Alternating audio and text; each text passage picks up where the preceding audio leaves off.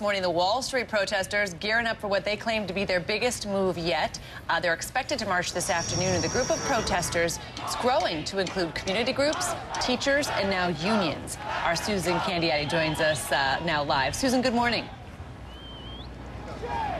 Christine, at this hour, as you can see behind me, not surprisingly, all the protesters are asleep under tarps, in sleeping bags. They've set up mattresses here, and they've got food lines set up for later.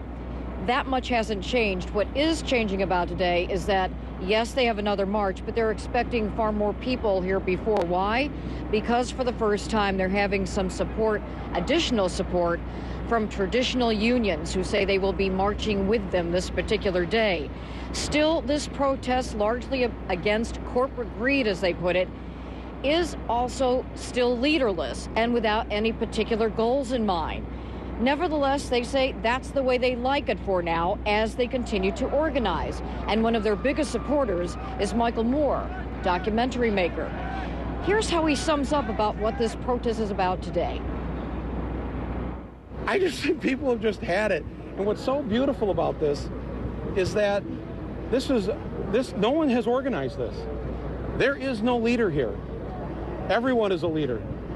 Everyone who's a participant in this. This is real, true grassroots democracy. And the march today is again going to be near City Hall, and then it will wind up back here in the financial district. How many people will come? Well, it's not clear how many they will attract, but they are hoping for a lot more people than usual because of the large number of unions who are bringing people in to help them on this particular day. Christine, an early morning hour, but one guy who's probably going to do a lot more business today as usual, one of these food vendors. A lot of them line up here to help these people out throughout the day. Christine, back to you. There you go, Susan Candiati. I don't know, a little capitalism happening down there, the anti-capitalist. I don't know if anti-capitalism is one part of their mission, but thank you so much, Susan Candiati. I will say, you guys, that they are dedicated. I've seen dozens of protests on Wall Street over my years of covering it. Never one that's lasted this long. No one who's ever slept under a tarp. No question that it's dedication. It also is somewhat unfocused, and it remains. But hopefully, maybe they're getting some focus and getting some help from other people. And that's exactly the topic of our talk back today, so let's get to it. Now's your chance to talk back on one of the big stories of the day. The question for you this morning: could Occupy Wall Street be the dawn of a liberal Tea Party? Ever since the dawn of the Tea Party, liberal activists have yearned for a revolution of their own. Example? You saw Michael Moore, who's hungry for a mass movement. How better to get that than railing against Wall Street? This is the end result of these bankers overplaying their hand. They were already filthy rich, but filthy rich wasn't enough. Moore is lending his celebrity to the movement and paying to help protesters expand the use of social media. With the help of Twitter and Facebook, the movement has spread to other cities. Hundreds have been arrested here in New York City. Though we see them dressed like zombies and often with confusing messages, they're also attracting some powerful allies besides Michael Moore, including a half dozen unions who will march on New York's City Hall today.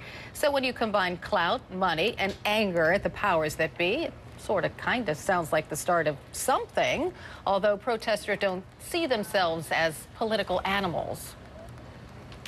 We don't want to be, a left political group. We want to be a political group at all. We want to be, a group that just calls for activism. Ideally, if this continues to grow, if more people get involved, suddenly people will have the same power that, lobbyists have.